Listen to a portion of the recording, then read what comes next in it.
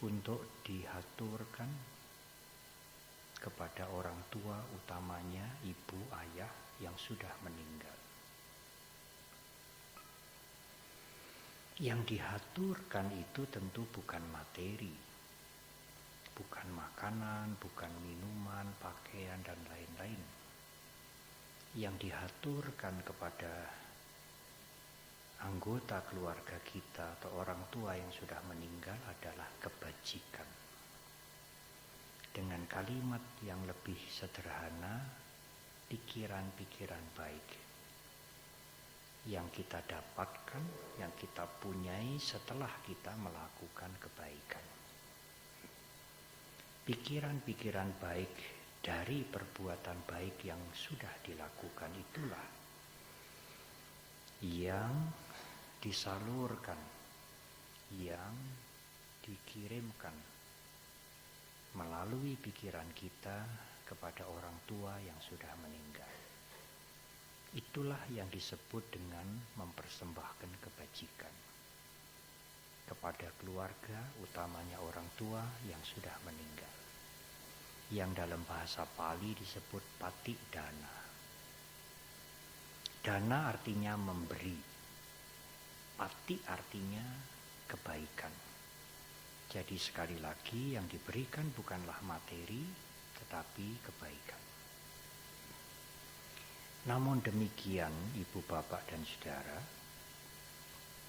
di sepanjang sejarah ajaran agama Buddha, di negara yang manapun, agama Buddha mempunyai warna mengakomodir, menerima kebudayaan-kebudayaan dimanapun juga, sejauh tidak bertentangan dengan sila, sejauh kebudayaan itu bukan kejahatan.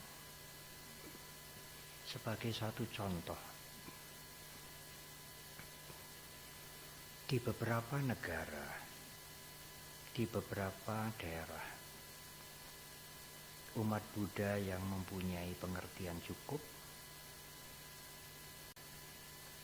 bahkan tidak jarang ada rokok juga. Tidak ada larangan bagi ajaran agama Buddha. Tradisi itu dipersilahkan sejauh tidak berhubungan dengan membunuh, minum minuman keras, dan lain-lain. Maka tradisi itu dipersilahkan. Akan mengatur altar yang sederhana dengan bunga-bunga, ataukah altar yang lengkap sekali dengan roti-roti, dengan makanan, dengan lauk-pauk, dipersilahkan. Bagi umat Buddha mungkin yang pengertiannya cukup, yang penting kami melakukan kebaikan. Menjamu teman-teman dengan menjamu dengan makanan, mempersembahkan jubah untuk para biku, buku-buku dhamma, keperluan wihara dan lain-lain, atau membantu sekolah, bencana alam, anak-anak yatim. Nah, kebaikan itulah yang saya salurkan kepada keluarga yang meninggal. Saya tidak perlu altar yang lengkap dengan makanan yang lengkap. Silahkan ya. Tetapi juga sekali lagi, yang masih menginginkan altar yang lengkap, bahkan membakar uang-uangan, bukan membakar uang sungguhan. Kalau membakar uang sungguhan rugi nanti. Membakar uang-uangan, rumah-rumah, dan lain-lain. Tidak ada larangan dari ajaran agama Buddha. Silakan. Tradisi itu bukan kejahatan. Sekali lagi, kecuali tradisi itu disertai dengan pembunuhan, disertai dengan minum-minuman keras dan kejahatan yang lain. Memang ya, saya mempunyai kewajiban moral untuk mengingatkan, jangan begitu, jangan begitu. Ada tradisi juga, kalau memperingati keluarganya yang sudah meninggal itu harus memotong binatang yang 4 kaki. Paling tidak kambing, syukur sapi. Dengan berpikir binatang kaki 4 yang disembelih itu nanti menjadi kendaraan, menjadi tumpaan bagi yang meninggal supaya bisa cepat masuk surga. Nah, tentu seperti itu kami tidak bisa mengakomodir, kami tidak bisa menerima. Tapi kalau binatangnya itu dibuat dari kertas, ya, ada kerangka seperti lampion zaman dulu dibuat dari kertas, kemudian dibakar, silakan. Karena binatang yang dibuat dari kertas dan dibakar itu bukan pembunuhan, bukan kejahatan. Dan ini merupakan sifat, merupakan warna, merupakan clear, ya, sifat dari agama Buddha yang berkembang dimanapun juga. Tidak memusuhi tradisi, apalagi melarang, tetapi justru menerima tradisi yang bukan kejahatan. Demikian juga ada tradisi lagi. Kalau seperti di satu daerah, kalau keluarganya meninggal tidak boleh dimakamkan atau dikremasi hari Sabtu. Nanti ajak-ajak konco. Tetapi di tempat lain tidak. Di Jakarta tidak, di tempat saya di kota kecil di Blora tidak. Tetapi di Muntilan ada kepercayaan itu. Ya. Kalau ada umat Buddha yang tinggal di kota itu, saya juga menganjurkan hindari hari Sabtu, hindari hari Sabtu. Oh, Bante juga percaya toh, kalau dikubur hari Sabtu nanti ngajak konco. Bukan karena percaya, supaya Anda tidak membuat gejolak sosial di masyarakat. Jadi meskipun Anda tidak percaya, kalau Anda tinggal di kota itu, yang hari Sabtu jenazah tidak boleh dikremasi atau dikubur, lalu Anda, alah masa bodoh, aku ora percaya kaya ngono kuwi, akan menimbulkan gosip nanti, ya, omongan dan lain-lain dan lain-lain. Kami tidak menghendaki itu. Apa toh beratnya kalau dikremasi, dikubur sehari sebelumnya hari Sabtu atau sesudah hari Sabtu? Kita menghindari hari Sabtu. Nanti kalau Anda pindah ke Jakarta, Anda mau kremasi hari Sabtu, tidak apa-apa. Nah, itulah penghormatan kita kepada tradisi. Ya, tidak memusuhi, tidak menghancurkan, tidak mengolok-olok. Bahasa sekarang itu olok-olok itu nyinyir. Ya. Bahasa dulu lebih jelas sebetulnya, nyinyir itu mengolok-olok. Kami tidak mengolok-olok, tidak memusuhi, tidak menghancurkan. Bahkan kami mengambil tradisi itu kalau memang tradisi itu bukan kejahatan, bukan pembunuhan dan sebagainya. Ibu, bapak dan saudara, kematian sebetulnya fenomena yang tidak bisa dihindari oleh semua orang sejak dahulu sekali. Sejak kehidupan ini muncul di planet bumi ini, kematian itu ada. Belum pernah ada orang yang tidak mati, belum pernah ada. Siapapun mereka, apapun keyakinannya, apapun agamanya, apapun strata sosialnya, akan mengalami kematian. Siapakah yang bisa menolak fenomena ini? Fenomena ini sesuatu yang pasti. Memang pada waktu kita masih usia 20 lebih, 30, enggak kepikir kematian.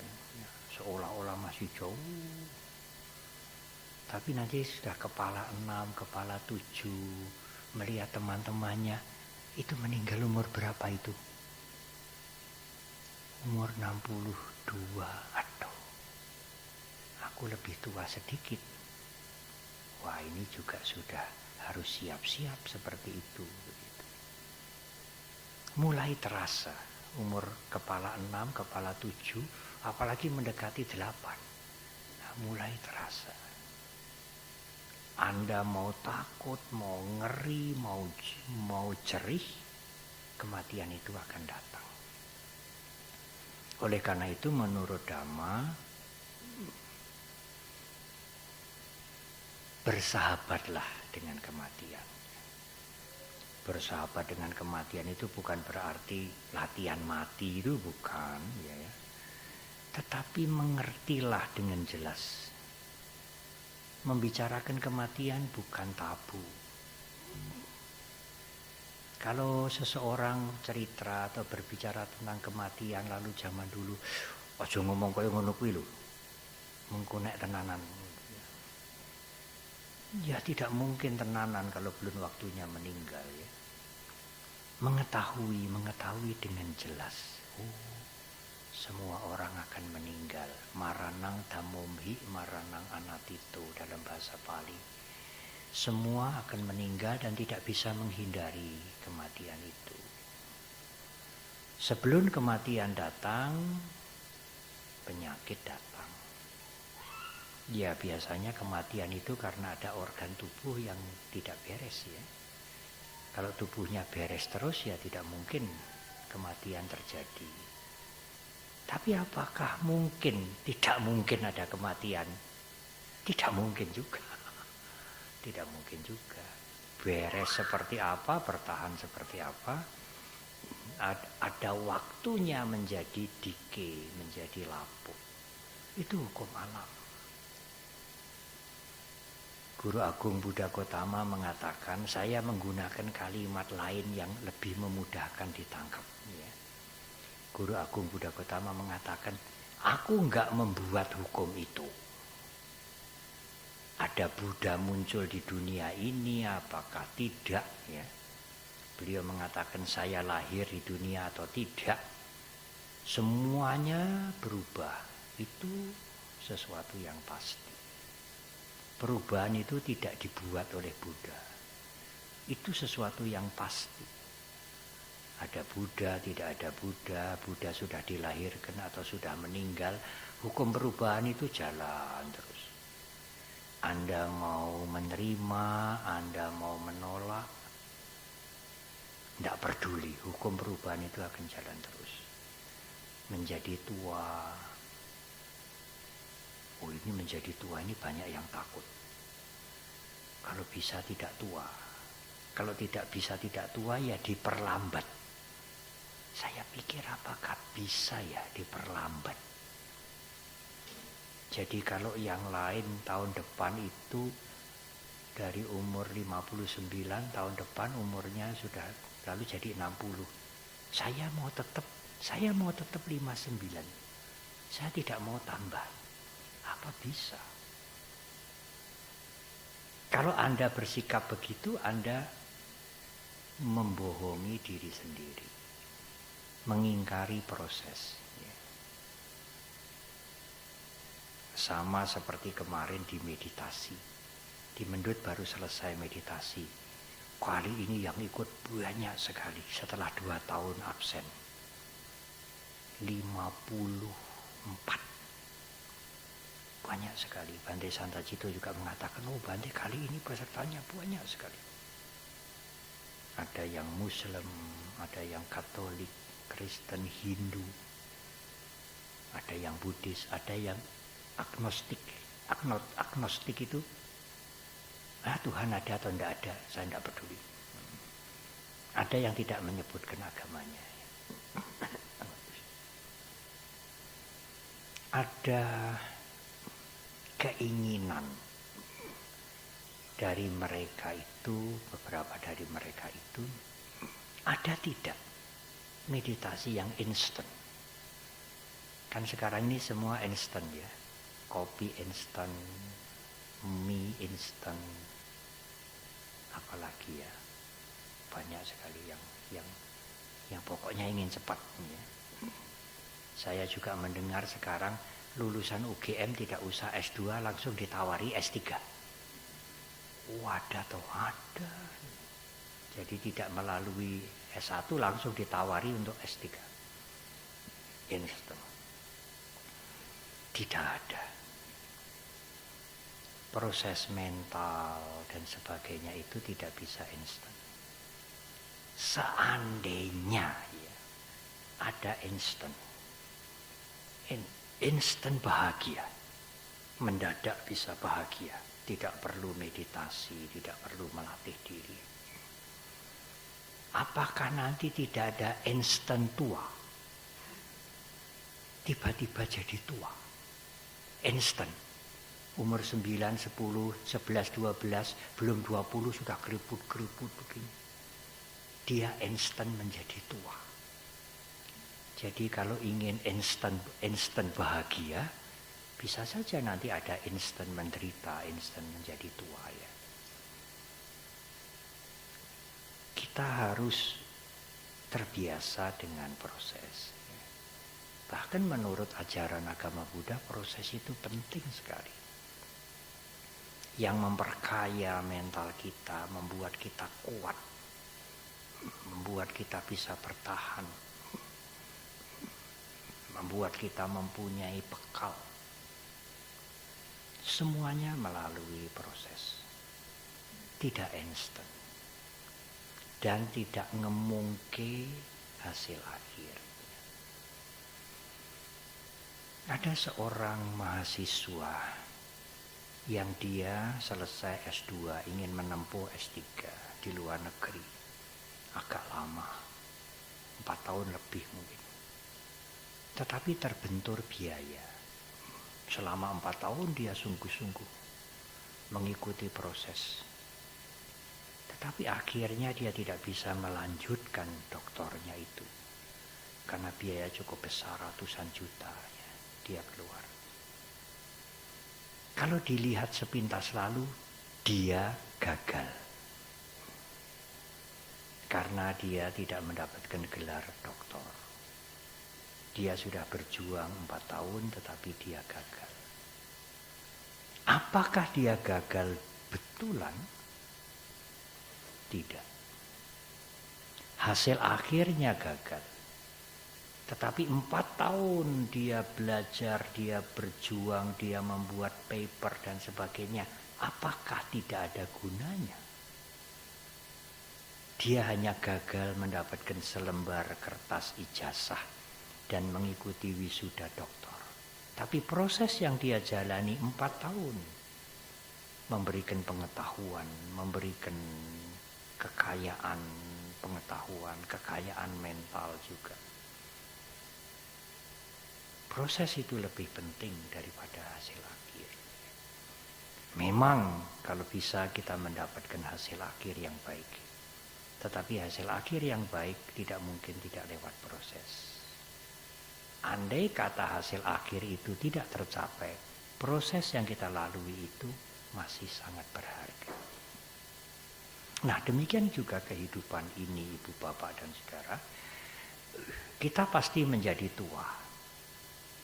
Apakah ibu bapak yang duduk di sini ada yang merasa saya tidak mungkin kok Bante jadi tua? Ya boleh aja. Tapi hukum alam akan jalan terus. Ya. Kelapukan ini akan jalan terus.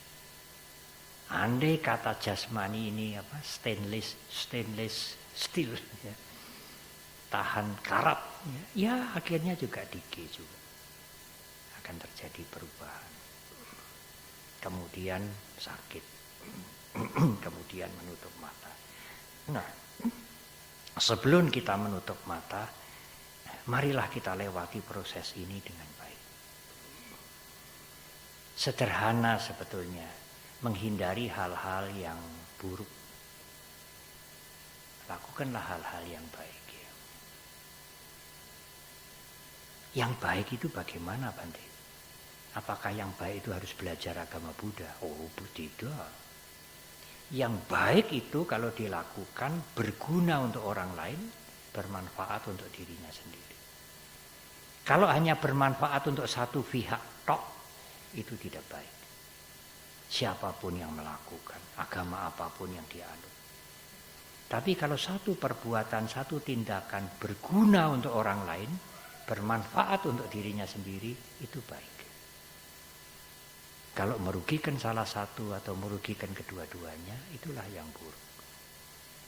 Itu sesuatu yang proses yang paling sederhana. Menghindari hal-hal yang buruk, melakukan hal-hal yang baik. Mengapa Bante yang buruk-buruk kok dihindari?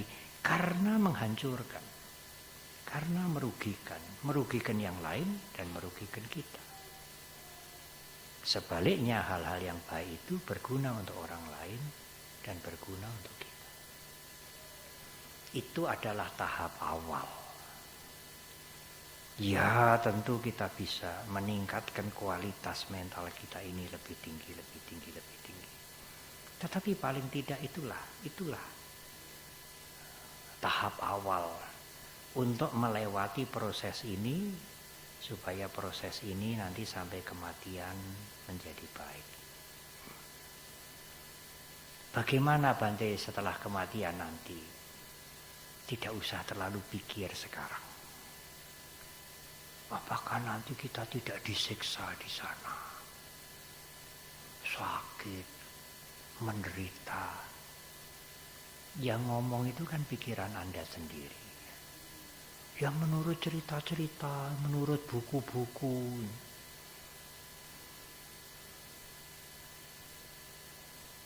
Ya, cerita-cerita dan buku-buku itu kadang-kadang dibuat karena ada tujuan moralnya. Tujuan moralnya itu apa? Nakut-nakuti kita supaya kita tidak berbuat buruk. Itu intinya. Tetapi bagi orang yang dewasa, tentu tidak usah ditakut-takuti. Mengerti bahwa keburukan itu menghancurkan. Mengerti bahwa kebaikan itu berguna. Cukup. Cerita-cerita yang ngedendeni itu, itu untuk dunia kanak-kanak. Jangan di sana loh. Di sana ada gendruwone gitu ya. Di balik nasihat itu tentu orang tua mempunyai tujuan. Di sana licin, di sana bahaya dan sebagainya. Tapi kalau anak-anak dikatakan licin bahaya, ora wedi. Ya, apalagi anak-anak Asia ini ya, mistik-mistik itu masih mistik-mistik itu masih sering digunakan untuk menakut-nakuti. Dan itu kadang-kadang menjadi tidak baik. Membuat mitos yang sebetulnya tidak mesti benar. Ya, kami percaya ada makhluk yang tidak tampak. Tapi lalu dijadikan kambing hitam untuk menakut-nakuti ini, itu, dan lain-lain. Ada cara untuk mendidik anak-anak kita dengan rasional, dengan cara yang baik, bukan dengan menakut-nakuti. Karena menakut-nakuti anak kita sejak kecil itu nanti akan terbawa sampai dewasa. Sampai dewasa kita juga gampang menakut-nakuti orang lain, dan kita sendiri juga akan dibelenggu oleh ketakutan itu. Karena disimpan sejak kecil dan diberikan oleh orang tua kita. Termasuk takut setelah mati, nanti masuk neraka berapa lama gitu ya. Masuk surga ya bahagia berapa lama, pora bosen gitu ya. Dan lain-lain. Dhamma tidak mengajarkan begitu. Guru Agung Buddha Gautama tidak cenderung mengajarkan ajarannya dengan menakut-nakuti. Meskipun menakut-nakuti itu punya tendensi ya, punya tujuan untuk hal yang baik. Tetapi apakah tidak ada cara untuk mendorong, cara untuk mengajarkan orang supaya berbuat baik dengan cara yang baik juga, bukan dengan cara yang menakut-nakuti. Guru Agung Buddha Gautama hanya menyebutkan, ya apa yang kita lakukan itu ada konsekuensinya. Kalau kita sering melakukan hal-hal yang buruk, ya konsekuensi logisnya hal-hal yang buruk datang pada kita. Kalau kita sering melakukan hal-hal yang baik, tentu hal-hal yang baik akan datang pada kita. Tidak mungkin kalau kita melakukan hal-hal yang baik-baik, lalu yang buruk-buruk datang pada kita, yaitu tidak mungkin. Demikian juga kalau kita melakukan hal-hal yang buruk-buruk, kekejaman, kejahatan, pembunuhan, apa segala macam, ya tidak mungkin yang baik-baik akan datang pada kita. Yang buruk-buruk itu akan memberikan konsekuensi yang buruk. Yang baik itu akan memberikan konsekuensi yang baik juga. Itu pendidikan yang perlu kita berikan sejak anak-anak kita. Dan cara mendidik seperti itu bisa diterima oleh semua orang. Tidak dengan menakut-nakuti, tidak dengan iming-iming. Ya kalau Anda menanam yang baik, Anda melakukan yang baik, Anda akan mendapatkan hasil yang baik. Andai kata hasil akhirnya itu gagal, prosesnya ini memberikan manfaat. Kalau Anda teledor, sembrono, gampangke, ya konsekuensinya akan Anda alami sendiri. Ajaran agama Buddha tidak mengenal hadiah, reward. Juga tidak mengenal punishment, hukuman. Hukuman, kutukan ya tidak mengenal. Tetapi hadiah, pahala juga tidak mengenal. Yang kami kenal adalah konsekuensi dari perbuatan kita sendiri. Kalau perbuatan kita baik, ya konsekuensinya kita memetik hal-hal yang baik.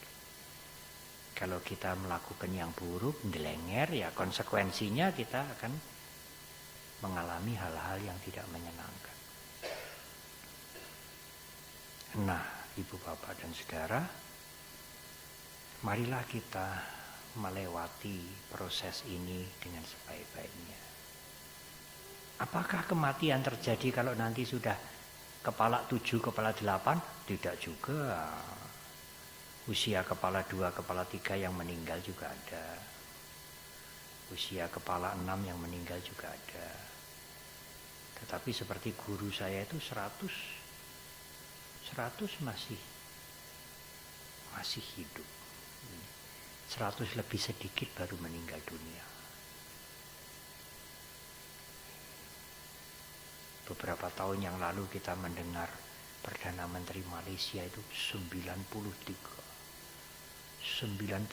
masih menjadi Perdana Menteri.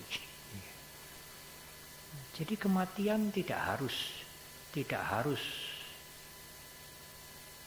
usia tua, tidak harus di usia muda. Ada perumpamaan yang mengatakan bahwa kematian datang seperti pencuri di waktu malam. Tidak ada pencuri yang datang ke rumah kita itu memberitahu dulu, tidak ada. Nanti malam aku nyolong ya, aku mencuri di rumahmu nanti malam jam sekian, ya tidak ada. Pencuri datang tidak kita duga. Tahu-tahu pagi hari jendela sudah jebol, kendaraan sudah hilang. Oh, pencuri sudah datang. Demikian juga kematian akan datang pada kita setiap saat. Kita sendiri tidak bisa menduga. Semuanya itu terjadi karena proses yang kita lakukan. Marilah kita mengisi kehidupan ini dengan sebaik-baiknya, sehingga proses ini bisa dijalani dengan baik.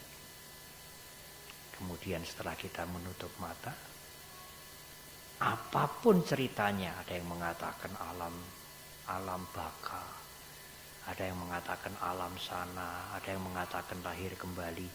apapun namanya, kalau proses yang kita jalani sekarang ini baik, ya tentu kelanjutannya akan menjadi baik. Kalau proses yang kita jalani ini buruk, ya tidak mungkin kelanjutannya akan menjadi baik. Ya Bante, tapi kan kita tidak bisa baik sempurna. Ya memang, paling tidak kita berusaha untuk selalu menjadi lebih baik, lebih baik, lebih baik.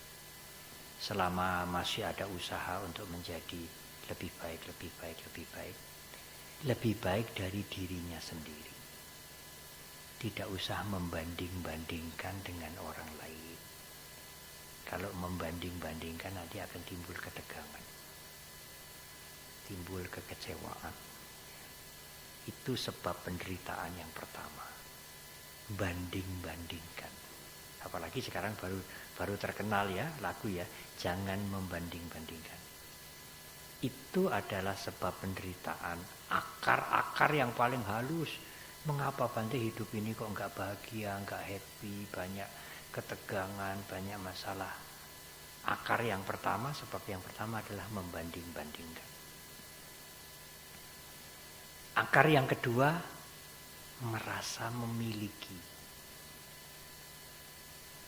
Kalau mobilnya orang lain yang rusak, apalagi miliknya, kenal yang punya aja tidak, Anda tidak menderita.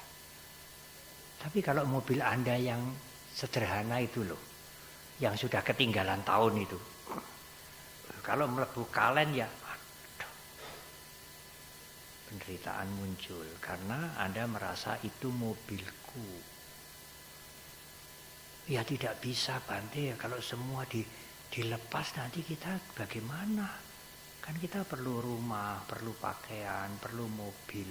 Kalau kita tidak boleh mengatakan mobilku terus gimana? Boleh saudara. Kalau saya ditanya, ini mobilmu toh? Iya, tapi dalam hati etok-etok gitu. Supaya nanti kalau rusak, ya gelo, tapi gelonya itu kecil. Tapi kalau Anda merasa memiliki tenanan, meskipun mobilnya sudah zaman bahuela, ya tetap gelonya bukan main. Tapi kalau mobil yang lain, meskipun itu Alphard model baru, dituabrak riek, beli sapa to kae? Hanya begitu. Sedikit pun susah, sedih, tidak. Ya ora hati-hati ya mlebu kalen ya. Bijaksana ya komentarnya ya. Ya semua ya tidak kekal. Mobil tidak ada yang nggak riak ya, kalau melebu orang hati-hati melebu kalen ya riak ya. Itu konsekuensinya ya begitu. Bisa kalau mobil Alphardnya Anda begitu, bisa Anda ngomong begitu. Oh sopirnya mungkin dimaki-maki, mungkin besok nggak usah kerja lagi. Karena ini milik. Nah untuk mengurangi itu, kalau ditanya, oh mobilmu bagus ya. Ini milikmu? Iya, ini milik saya. Etok-etok. Etok-etoknya tidak usah diucapkan di sini ya. Etok-etok. Karena tidak mungkin kita memiliki, itu tidak mungkin. Masa Bante tidak bisa memiliki rumah, uang, nggak bisa. Sesungguh-sungguhnya tidak bisa. Itu hanya kesepakatan saja. Contoh yang paling nyata, jasmani ini. Kemana-mana ikut, pergi kemana-mana jasmani ini ikut. Ini jasmaniku, milikku, bukan miliknya Pak Lili, bukan miliknya Pak Bekti. Pak Lili, Pak Bekti punya jasmani sendiri, ini jasmaniku. Betul? Jadi kalau perutnya mules malam-malam ya, wah. Saya tidak bisa mengatakan, hei perutku jangan mules ini malam-malam, tidur yang nyenyak. Tidak bisa. Dia tetap mules. Sudah ke WC 2-3 kali masih mules melintir-melintir. Perutnya sendiri, perutku, bukan perutnya orang lain. Tapi aku tidak bisa berbuat apa-apa terhadap milikku. Berarti ini bukan milikku. Kalau ini milikku, saya bisa perintah ini, bisa mengatur ini, bisa saya buat begini, saya buat begitu karena milikku, bukan miliknya dia. Aku punya kekuasaan terhadap milikku ini. Nyatanya tidak bisa. Jadi bukan milik Bante, bukan, nyatanya tidak bisa. Dia melintir-melintir terus saja, tambeng. Kandhani ora gelem mari. Sudah minum apa? Minum pocepil, zaman saya dulu ada siba, ya. Ada apa? Macam-macam. Norit sampai 2 botol disuntak semua. Stop. Tetap tidak mau stop. Karena mungkin bukan mules biasa. Ini mungkin ada sesuatu. Ada usus yang muntir, ada apa. Dan ini ada di sini, saya menganggap perutku milikku, tapi saya tidak mampu mengatur. Itu adalah salah satu proof, bukti bahwa jasmani ini bukan milikku. Tidak hanya jasmani, Ibu Bapak dan Saudara. Perasaan bukan milikku, pikiran bukan milikku. Anda bisa, kalau mau tidur nyenyak, pikirannya diperintah, hei pikiran, menang. Sekarang tidur, besok kerja lagi. Tidak sesederhana itu. Suatu ketika ada masalah, lihat makanan tidak enak, apa-apa tidak enak, semuanya suram. Kita tidak bisa memerintah, hei buang itu, buang masalah itu, bahagia kamu sekarang. Tidak bisa. Berarti perasaan itu bukan milikku, pikiran ini bukan milikku, jasmani ini bukan milikku. Lalu yang menjadi milikku yang sungguh-sungguh apa, Bante? Tidak ada. Semuanya ini hanya proses. Perut itu sakit dan sembuh, kok bisa sakit, ada hukumnya sendiri. Perasaan pikiran ini timbul, tenggelam, ada hukumnya sendiri. Bukan menuruti perintah kita. Perintah kita itu kan keinginan, keserakahan, kebencian. Kalau kita serakah ya ingin senang terus. Kalau kita benci dengan sakit mules, dengan pikiran ruwet, ya kita ingin mengusir, tapi tidak bisa. Keinginan tenang, keinginan tentram, tidak bisa untuk mengatasi keruwetan dan kepusingan. Keinginan tidak bisa digunakan untuk mengatasi keinginan, tidak bisa. Podo-podole keinginan. Ya. Ingin tentram, ingin tenang, ingin nyaman, itu keinginan semua. Digunakan untuk mengatasi tidak nyaman, ketegangan, kesusahan, tidak bisa. Podo-podo keinginannya. Malah sekarang keinginannya tambah satu, tambah banyak mungkin. Ingin tentram, ingin tenang, ingin nyaman. Ya, menjadi lebih ruwet. Wah, lalu bagaimana, Bante? Ada cara. Caranya adalah buatlah proses-proses yang baik. Meskipun ini bukan perutku, kalau sakit aku tidak bisa memerintahkan untuk sembuh, tapi bisa sembuh. Bisa tidak melilit-lilit, ada cara. Caranya itu ya berproses. Pergi ke laboratorium, mungkin di scanning, kemudian diperiksa, oh ini perlu operasi apa tidak, oh ini ada usus buntu yang sudah bahaya ini, kalau nggak diperiksa, kalau nggak dioperasi nanti pecah menjadi tidak karu-karuan. Oh itu ya mana mungkin dikasih norit sembuh. Norit 10 botol ya mungkin tidak sembuh. Kalau itu usus buntu ya bukan norit obatnya. Ada proses yang tidak bisa diabaikan. Nah proses itu harus kita jalani. Nah hidup ini adalah proses. Proses tidak melakukan hal yang buruk, proses melakukan hal yang baik. Proses tidak membanding-bandingkan, nanti kecewa terus. Banding-bandingin itu nanti pegel sendiri, kecewa terus. Lalu baiknya bagaimana Bante? Ya lakukan saja yang baik, jangan lakukan yang buruk. Enggak usah bandingkan dengan yang lain. Terus begitu. Nanti akan tenang. Tidak dibakar, tidak terbakar-bakar dengan yang lainnya. Rumput tetangga lebih hijau. Membakar. Tidak membandingkan. Apakah tidak boleh Bante? Sekali lagi ya, saya mengatakan ini sapu tanganku, ya, ini kendaraanku. Untuk berkomunikasi ya memang perlu. Kalau Anda ditanya, ini istrimu toh? Piye le ngomong? Ya sebut saja, oh ya ini istri saya. Etok-etok, tapi dalam hati jangan diucapkan. Loh Bante bagaimana etok-etoknya? Apa nanti dilepas? Ya tidak dilepas. Tapi nanti kalau salah satu meninggal lalu bagaimana? Kita tidak bisa gondel itu. Ya. Kata etok-etok itu untuk siap-siap kalau terjadi perubahan. Gitu, toh. Kalau terjadi perubahan. Kalau tidak begitu betul-betul seperti seolah-olah betul-betul nilaiku ya nanti kecewa. Karena tidak ada yang tidak berubah. Nah, sebab penderitaan yang ketiga ini agak sulit. Yang pertama itu jangan membanding-bandingkan. Yang kedua, tidak berpikiran memiliki dalam arti yang sesungguhnya. Memiliki itu hanya untuk apa itu ya? Kesepakatan.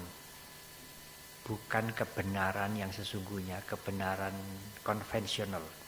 Kebenaran konvensi, kesepakatan saja. Lalu yang ketiga, nah ini agak sulit. Yang ketiga ini tidak ada aku yang sebenar-benarnya. Yang bisa memiliki ini atau itu tadi sudah disinggung. Yang bisa memerintah ini atau itu. Ya kita bisa memerintah. Nanti ini apa ya?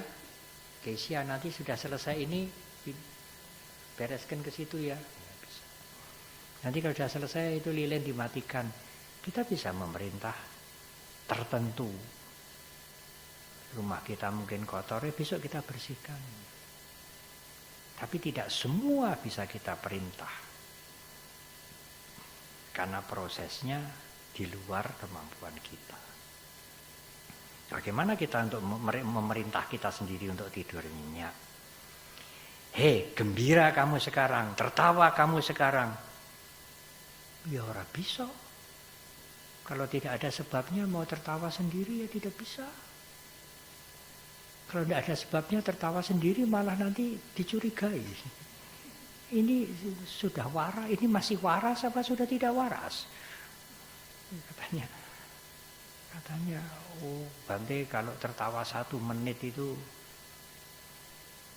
1 detik itu bahagianya, dampaknya itu 1 menit.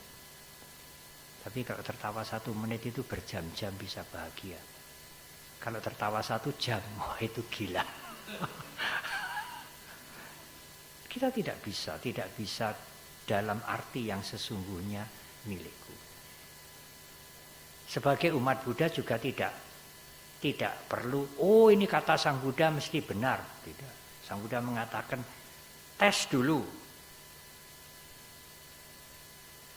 Periksa dulu. Kalau saya mengatakan tidak ada aku yang bisa memiliki yang sebenarnya, itu kamu harus periksa. Jangan percaya begitu saja, jangan menelan begitu saja. Oh ini katanya Buddha, atau ini ada di kitab suci, oh mesti benar. Sang Buddha mengatakan, lihat dulu. Betul tidak bahwa tidak ada aku yang sesungguhnya itu? Lihat dulu. Bagaimana dengan jasmani ini, dengan perasaan ini, dengan pikiran ini. Ingatan juga. Usia nanti makin bertambah, ada yang blank sama sekali. Tapi kalau kita meditasi, kalau kita mempunyai proses yang baik, ada awareness, ada kesadaran yang dilatih, menurunnya fisik, menurunnya otak kita, itu bisa memperlambat ingatan. Tapi kalau kita mempunyai proses, kita melatih meditasi, kita melatih kesadaran, tidak blank. Misalnya saya ingin mengingat siapa ya, arsitek yang mendirikan Wihara Sunter dulu, siapa ya? Oh dulu cepat sekali, ingat, siapa ya? Nah kalau kita tidak ada latihan hilang, tanya kanan, tanya kiri, buka catatan. Tapi kalau kita ada latihan, oh hanya selang berapa detik dia muncul sendiri. Wush. Oh iya, itu namanya. Berarti ingatan itu ada di dalam kesadaran kita. Nah dia munculnya itu ya punya hukum sendiri. Karena fisik kita sudah tua, menua, dia tidak bisa muncul cepat gitu. Meskipun kita ingin tenanan, sopo atau kayak sopo ya. Di depannya itu AA atau SSMMM nggak ketemu-temu sampai jengkel. Berarti ingatan itu bukan milikku. Wes. Sambil kerja sambil diingat-ingat MMM SSS ndak eling, ndak ingat. Tapi nanti tiba-tiba santo, iya santo.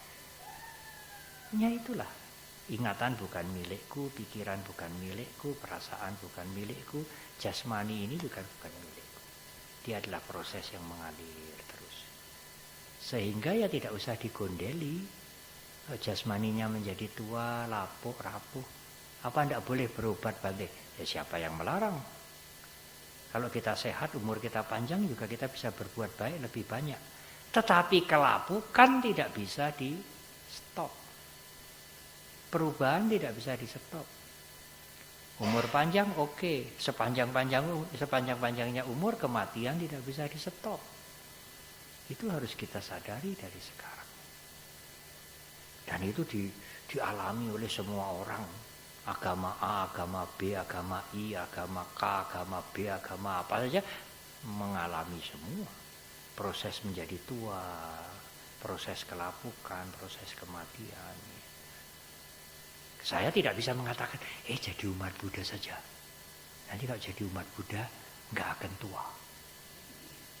Nggak akan sakit. Bante nggak akan tua itu patokannya umur berapa? Nggak akan tua umur 15. Jadi umur 15 terus nggak akan tua. Saya tidak mau tua Bante, tapi patokannya umur 27. Apa bisa? Jadi milih tidak mau tua, tapi yang dijadikan ukuran itu umur 27. Apa bisa? Ikut saja agama Buddha, nanti tidak akan sakit gitu ya. Ikut saja agama Buddha, nanti tidak akan mati gitu ya. Tidak bisa. Dan kami tidak bisa menjanjikan itu. Kalau menjanjikan itu ya seperti menipu. Karena umur tua, sakit, dan kematian adalah universal. Semua orang, bahkan Sang Buddha mengatakan semua makhluk mengalami itu, perubahan. Ibu, bapak, dan saudara, semogalah apa yang saya uraikan ini, yang sudah pernah mendengar, kemudian menjadi ingat kembali, menjadi lebih bijak. Tidak perlu kita gondeli lalu mengukui, karena tidak bisa. Yang digondeli itu juga merucut nanti, merusutnya berubah juga. Lalu perasaan kita juga akan berubah. Yang senang itu juga nanti lama-lama akan luntur. Kalau saya lama tidak ke Wihara Solo ini, begitu saya datang ke sini, bagus ini. Ada baiknya juga. Tapi kalau saya tinggal di sini berbulan-bulan, bertahun-tahun, mungkin lihat wihara ini, biasa ini ya. Ada baiknya juga tidak sering ke sini. Seperti wihara Mendut, banyak orang itu bagus Bante, indah begini. Bagi saya yang sudah 47 tahun tinggal di Wihara Mendut, ya jelek sih tidak, saya tidak mau dikatakan jelek. Tapi menarik ya, tiap hari saya melihat begini-begini.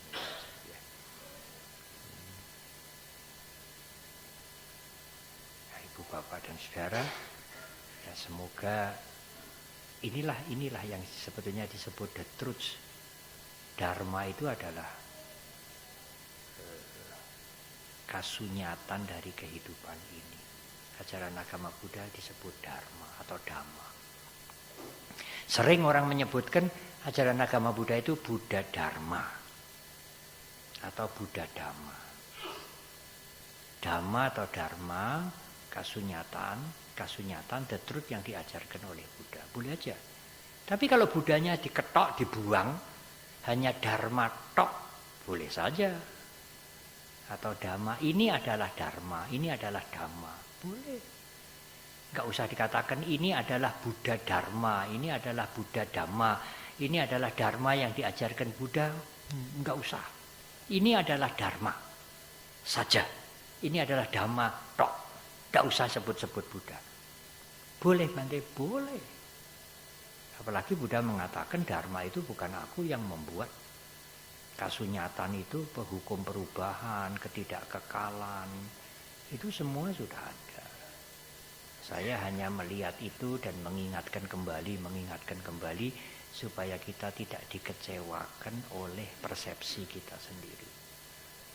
Sebetulnya yang membuat kita menderita itu kan bukan perubahan ini tuh.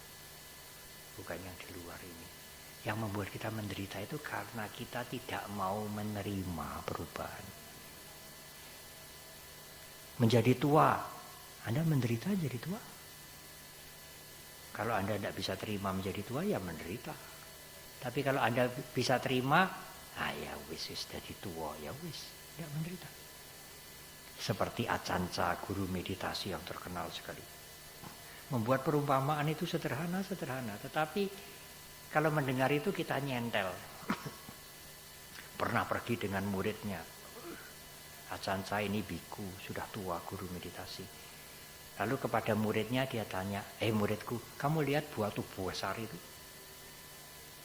Itu abot enggak itu? Muridnya bilang, ya berat Bante. Beliau menjawab, ya berat kalau kamu mau ngangkat. Kalau enggak diangkat ya enggak berat. Yang bikin berat kan sini, bukan batunya itu. Batu itu dikatakan ringan ya tidak, dikatakan berat ya tidak. Kalau batu itu dibandingkan dengan gunung ya batu itu ringan.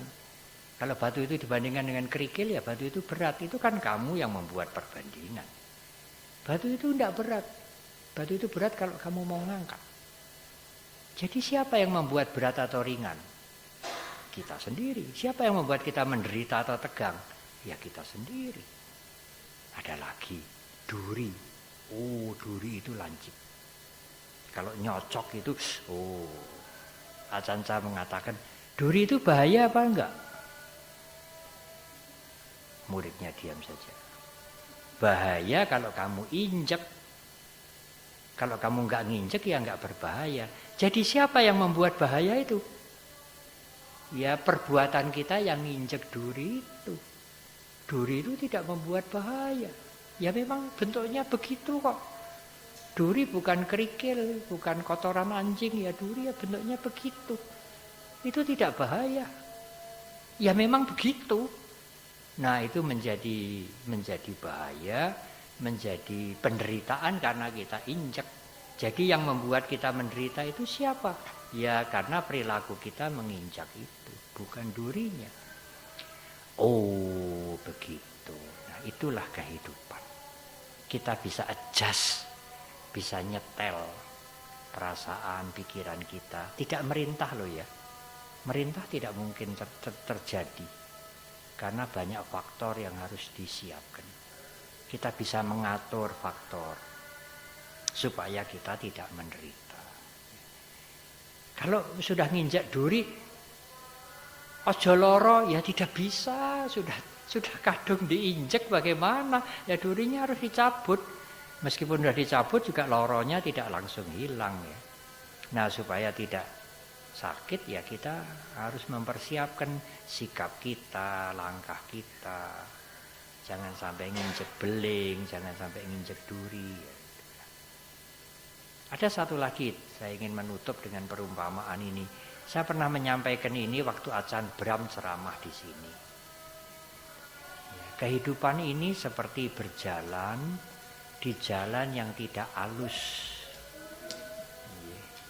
Ada kreweng, ada beling yang lancip-lancip, kadang-kadang ada paku. Ketegangan, penderitaan, kesusahan, konflik, itulah kehidupan ini. Bagaimana supaya kita bisa jalan dengan nyaman? Ya jalannya ini ditutup karpet yang tebel, yang supaya kita jalannya itu enak, nyaman. Berapa panjang ibu bapak bisa nutup jalan itu dengan karpet yang tebal? Tidak bisa panjang. Satu-satunya cara adalah ada cara. Pakailah sandal atau sepatu yang sol sepatunya ini kandel. Sehingga nginjek beling, nginjek duri, nggak tembus sampai ke kaki kita. Sepatu kecil-kecil 2 ini dipakai. Dengan memakai sepatu yang baik, Anda nyaman jalan di mana-mana. Ora peduli ada tai anjing, ada paku, ada beling, ya aku nganggo sepatu sing sol sepatunya ini kandel ya. Nah itulah kita memanage diri kita mengadjust diri kita ya, supaya kita punya mental yang kuat, wawasan yang kuat. Itu harus dilatih. Nggak bisa dimohon, nggak bisa. Saya mohon Bante supaya punya kesadaran, punya wawasan. Mohon kepada Bante, kepada Buddha, kepada siapa. Ya tidak bisa. Saya kemarin waktu pembukaan meditasi, saya mengatakan seperti olahragawan. Tidak bisa olahragawan itu berdoa mohon supaya punya stamina yang baik, bisa smart, bisa bertanding dengan tidak bisa, mboten saged. Harus latihan terus tiap hari baru nanti menjadi olahragawan yang baik. Demikian juga kesadaran kita cukup baik, wawasan kita cukup baik, kemampuan kita menghadapi kehidupan ini ya meningkat lebih baik, itu tidak bisa dimohon. Itu harus dipersiapkan pelan-pelan, belajar dari buku, dari diskusi, dari meditasi, dan lain-lain. Baru nanti menjadi bertambah. Kalau memang bisa diberikan dan kami sebagai biku bisa memberi, kami tidak akan pilih-pilih. Tidak akan milih yang umat Buddha tok yang diberi. Semua saya kasih. Kasih bahagia ya, bahagia. Ora usah pilih-pilih. Yang percaya sama saya tok yang saya kasih bahagia. Tidak, saya akan kasih semua. Bahagia ya, bahagia. Mentalmu kuat ya, bijaksana, bahagia. Ya mana mungkin. Meskipun dimohon pun saya mengatakan mboten saged, tidak bisa. Seperti guru-guru di kelas, mereka aktif mengajar, memberikan contoh, tapi muridnya juga harus aktif. Muridnya tidak bisa aku pasrah sama Pak Guru, yang tidak bisa. Pak gurunya ya aktif. Muridnya juga harus aktif, sama-sama aktif. Muridnya harus mendengar, mencatat, berlatih. Sehingga ya mempunyai pengetahuan dan dia bisa. Itu hukum alam. Tidak bisa dinyang, itu tidak bisa. Itulah hukumnya begitu. Apa saja. Apakah urusan mental, urusan duniawi, urusan cari untung, itu semuanya harus melewati proses ya. Instan tidak ada. Jangan mengharap instan. Kalau nanti Anda mendapatkan instan menjadi tua, celaka nanti. Burung kepengin tua. Ento instan jadi tua. Umur 35 udah tua, tuyuk. Karena selalu mengharap yang instan.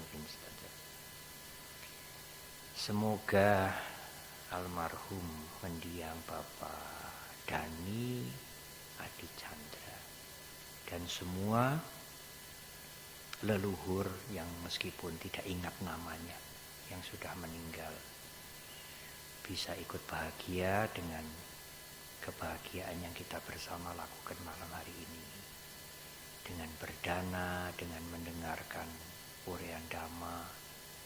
Ya, semoga kebaikan ini keluarga semua yang sudah meninggal berbahagia. Ya, mengirimkannya dengan pikiran kita masing-masing. Mereka akan ikut bahagia dengan kebahagiaan kita. idang wo nyatinang hotu sukita hontu nyatayu. Semoga kebaikan ini melimpah pada keluarga yang sudah meninggal. Sukita hontu nyatayu, semoga keluarga yang meninggal berbahagia. Terima kasih.